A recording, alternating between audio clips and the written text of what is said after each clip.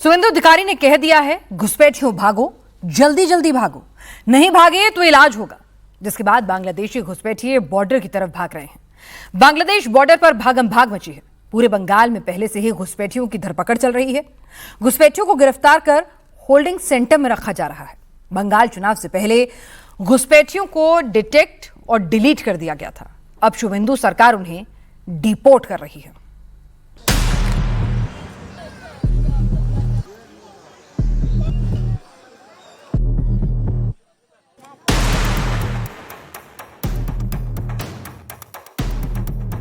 ये लोग को पुलिस को हम लोग बता दिया, जेल में भेजने का जरूरत नहीं है।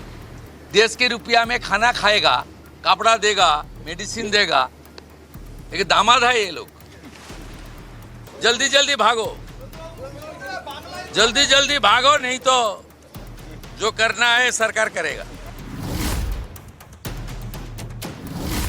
बांग्लादेशी घुसपैठियों के विरुद्ध बंगाल की शुभेंदु सरकार ने युद्ध छेड़ दिया है। डिटेक्ट और डिलीट करने का काम बंगाल चुनाव से पहले ही हो गया था। अब डिपोर्ट पॉलिसी पर तेजी से काम हो रहा है। मालदा से लेकर मुर्शिदाबाद तक एक एक घुसपैठियों को डिटेक्ट किया जा रहा है। घुसपैठियों को रखने के लिए अलग अलग जिलों में होल्डिंग सेंटर बनाया गया है। पकड़े जाने के डर से बांग्लादेशी घुसपैठिए खुद बंगाल छोड़कर भाग रहे हैं। पश्चिम बंगाल के अलग अलग हिस्सों में अवैध रूप से रह रहे 100 से ज्यादा बांग्लादेशी घुसपैठिए नॉर्थ 24 परगना के हाकिमपुर चेकपोस्ट पर जुटे हुए हैं। ये सभी घुसपैठिए वापस अपने मुल्क बांग्लादेश लौटना चाहते हैं। अरे ये लोग चला जाना चाहिए, और उनका बांग्लादेशी जो नागरिक है उनका लेने का जिम्मेदार तो है उनका। तो जब हम लोग यहाँ से बोल रहा था तब वहाँ से उनका जो स्पोक्स पर्सन है, मैं देखा था सोशल मीडिया में और यूट्यूब में आया, जो उन्होंने बताया जो बांग्लादेशी है वो तो हम लोग ले लेगा। तो ये सब बांग्लादेशी है, इसको ले लेना चाहिए। कोई बांग्लादेशी 15 साल से, कोई 10 साल से बंगाल में था, तो कुछ दलालों की मदद से बॉर्डर पार करके 1 से 1.5 साल पहले बंगाल आए थे और काम के लिए बंगाल के अलग अलग हिस्सों में चले गए। मुख्यमंत्री के घुसपैठियों के खिलाफ सख्त कार्रवाई के आदेश के बाद अब सभी घुसपैठिए बांग्लादेश लौटने की कोशिश कर रहे हैं। उन्हें डर है कि अगर वो बांग्लादेश नहीं गए तो उन्हें गिरफ्तार कर लिया जाएगा। अब इन सभी को बीएसएफ से हरी झंडी मिलते ही बांग्लादेश भेजने की तैयारी है। আমি 10-12 বছর আগে 10 বছর আগে কি করতে এখানে কোথায় থাকতে? সন্দেলিয়া। হ্যাঁ সন্দেলিয়া কি কাজ করতে এখানে? মাঠের কাজ, জোগাড়ি কাজ, এই সব করতাম। আচ্ছা, তো এখন ফেরত যাচ্ছ? হ্যাঁ। ডকুমেন্ট আছে কিছু? না, হ্যাঁ, বানানোর চেষ্টা করেছিলে? করেছিলাম, হয়নি। কোথা দিয়ে এসেছিলে? বাংলাদেশ থেকে এসেছিলাম। মানে কোন বর্ডার দিয়ে এসেছিলে? ও গোজাডাঙ্গাতে এসেছিলাম। গোজাডাঙ্গা দিয়ে?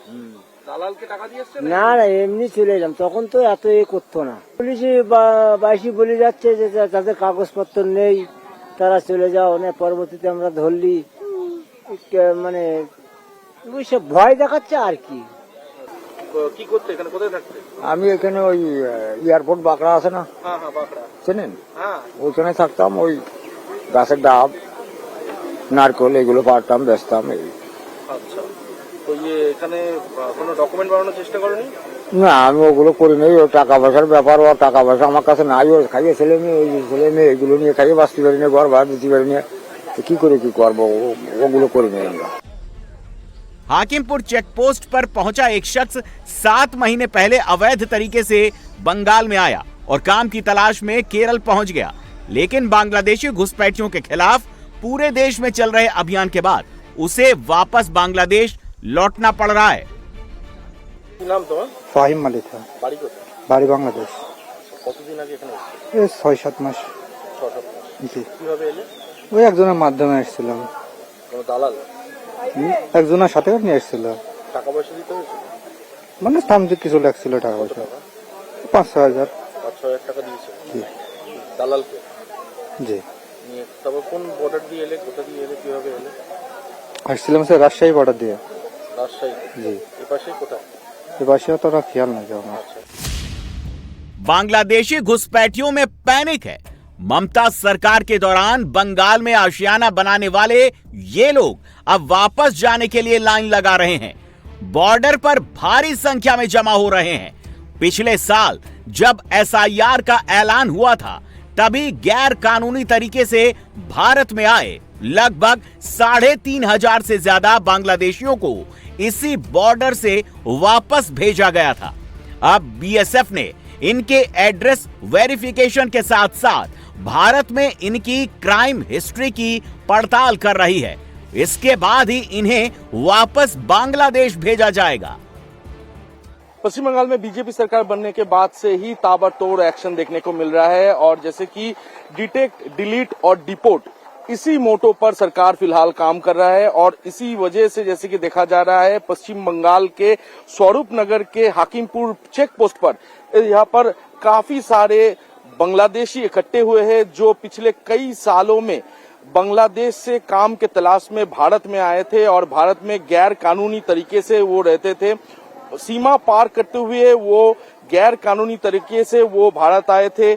बॉर्डर में किसी ने पैसा दिया था, किसी दलाल को, और किसी ने छुपके से बॉर्डर पार करते हुए भारत आ पहुंचे थे और पिछले कई सालों से भारत में रह रहे थे। अब जब एसआईआर का प्रक्रिया में डिटेक्ट के साथ साथ डिलीट हो चुका है और अभी डिपोर्ट का जो समय चल रहा है, तो इसी बीच जैसे कि देखा जा रहा है पश्चिम बंगाल के अलग अलग जिलों में इसी तरीके से शेल्टर बनाया गया है, तो उस शेल्टर में ना पहुंच पाए, उसके कारण से यहाँ पर जैसे कि देखा जा रहा है बांग्लादेशी जितने भी आए थे घुसपैठी वो वापस अपने देश यानी बांग्लादेश जाने के लिए इस समय बॉर्डर एरिया में यहाँ पर इंतजार कर रहे हैं। यहाँ पर लगभग 100 से ज्यादा बांग्लादेशी जो अलग अलग समय पे भारत में आए थे वो वापस जाने के लिए यहाँ पर इंतजार कर रहे हैं। अवैध घुसपैठियों को पकड़ने के लिए मुस्लिम बहुल मुर्शिदाबाद और मालदा में खास नजर रखी जा रही है। मालदा और मुर्शिदाबाद में अवैध घुसपैठियों को हिरासत में लिया जा रहा है। इन घुसपैठियों को होल्डिंग सेंटर में रखा गया है। मालदा में 9 बांग्लादेशी घुसपैठियों को हिरासत में लेकर होल्डिंग सेंटर में रखा गया है। इनमें 3 महिलाएं और 6 नाबालिग हैं। तो वहीं मुर्शिदाबाद के लाल गोला होल्डिंग सेंटर में 3 अवैध बांग्लादेशियों को रखा गया। पश्चिम बंगाल सरकार ने हाल ही में एक नोटिफिकेशन जारी करते हुए सभी जिले के डीएम को यह आदेश दिया था कि गैर कानूनी तरीके से जिस बांग्लादेशी और रोहिंग्या को गिरफ्तार किया जाएगा उनके लिए अलग से होल्डिंग सेंटर बनाना पड़ेगा। इसी तरह मालदा में होल्डिंग केंद्र बनाया गया है। इस केंद्र में अलग अलग शिफ्ट पर 12 पुलिस वाले, 3 सिविल डिफेंस, 3 सिविल पुलिस और 1 कुक को रखा गया है। आदरणीय शुभेंदु अधिकारी जी ने आज सबसे पहले जो काम किया वो फेंसिंग का काम, जैसे कि यहाँ 569 किलोमीटर जो सीमांतवर्ती इलाका है जहाँ पे एक्चुअली फेंसिंग होना चाहिए, तो उसका काम शुरू हो गया। आज वहाँ पे फेंसिंग भी होगा और घुसपैठिया पूरा रुक जाएगा। कोई घुसपैठिया यहाँ पे अंदर नहीं आ पाएगा। और जो लोग अंदर में हैं, कुछ लोग तो ऑलरेडी भाग गया, यहाँ से चला गया, और जो लोग अभी भी बचा हुआ है वो सबको निकालेंगे और सबको उसी जगह में डिटेंशन कैंप में लेके जाएंगे। बीजेपी का आरोप है कि ममता राज में बांग्लादेशी घुसपैठिए बड़ी आसानी से भारत में घुस आते थे और कोलकाता समेत देश के कोने कोने में फैल जाते थे। लेकिन अब बंगाल में बीजेपी सरकार है। शुभेंदु अधिकारी ने सीएम बनते ही अवैध घुसपैठियों पर कड़ा प्रहार करना शुरू कर दिया है। सबसे पहले शुभेंदु बॉर्डर पर कटीला तार यानी फेंसिंग लगाने के लिए बीएसएफ को जमीन दी। इसके बाद बंगाल में सीएए लागू करने का ऐलान कर दिया। बॉर्डर से सटे जिलों की पुलिस को हाई अलर्ट पर कर दिया ताकि घुसपैठियों को पकड़कर बीएसएफ के हवाले किया जा सके। और अब घुसपैठियों को रखने के लिए जगह जगह होल्डिंग सेंटर बनाया गया है। All these 15 years, there was no international fencing, even after repeated request from the Ministry of Home Affairs and from BJP. Our previous government didn't pay heed to it. Correct. And it is very clear why they didn't pay heed, because these Rohingyas, these Bangladeshi infiltrators were their vote bank. So if they don't want them to, stop, they should come. They always wanted that they should come to Bengal and be TMC's vote bank. It is very natural that these holding centers will not be formed, because they don't acknowledge that, infiltrators and Rohingyas should be thrown out of the country. And so now, within 15 days that we have come to power, land has been given to the BSF, work has started for international fencing, and holding centers will also be formed, where these people who are being detected, deleted and deported, before being deported, they will be held there. Suvendu अधिकारी ने BSF को Bangladesh border से सटी 27 kilometre जमीन दे दी है। यहां fencing हो जाने के बाद घुसपैठ पर रोक लगेगी। अब आपको बताते हैं कि आखिर वो कौन सा रूट है जिसके जरिए बांग्लादेशी घुसपैठिए बंगाल में एंट्री करते हैं। बंगाल का उत्तर 24 परगना, नदिया, मुर्शिदाबाद, मालदा और दक्षिण दिनाजपुर जिले में सबसे ज्यादा घुसपैठ होती है, क्योंकि ये सभी जिले बांग्लादेश बॉर्डर से सटे हुए हैं। घुसपैठ कराने वाले दलालों ने बॉर्डर के दोनों तरफ अपना नेटवर्क बना रखा है। घुसपैठ के लिए 4 तरीके सबसे आसान हैं, जिनके जरिए बांग्लादेशी भारत आ जाते हैं। पहला है नदी का रास्ता। नदियां अपना रास्ता बदलती हैं, इसीलिए यहां परमानेंट फेंसिंग लगाना मुश्किल है। तस्कर नावों के जरिए या तैरकर लोगों को भारत में एंट्री करा देते हैं। घुसपैठ का दूसरा तरीका है दलालों के सिंडिकेट के जरिए। दलाल एक बांग्लादेशी को भारत में एंट्री दिलवाने के लिए 5,000 से 50,000 रुपए तक वसूलते हैं। ये दलाल तारबंदी के नीचे से पाइप के जरिए या बाढ़ के कटे हुए हिस्से का इस्तेमाल कर घुसपैठ कराते हैं। तीसरा तरीका है फर्जी डॉक्यूमेंट। बांग्लादेशी टूरिस्ट या मेडिकल वीजा पर भारत आते हैं और वापस नहीं जाते। दलाल यहीं पर उनका फर्जी आधार कार्ड और वोटर आईडी कार्ड बनवा देते हैं। घुसपैठ का चौथा तरीका है भारत में मौजूद रिश्तेदारों के घर छिप जाना। बॉर्डर एरिया में मौजूद गांव के लोगों का दोनों देशों से रिलेशन है।